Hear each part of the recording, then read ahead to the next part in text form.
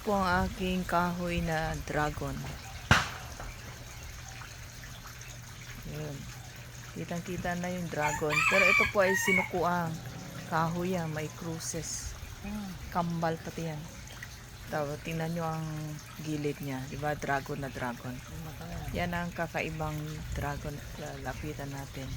Nilagyan na natin siya ng mata. At yung uso niya lalong pinapaganda na. At tumitibay na ng gusto. Tingnan nyo mga people. Oh. Wala pong katulad yan. Nakahoy. Kakaiba po yan sa lahat mga people. Matagal na rin to. Mga buwan na rin to sa amin.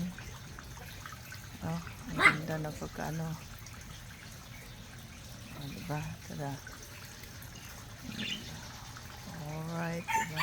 Super ganda. Okay. Yan mo. Tigilid.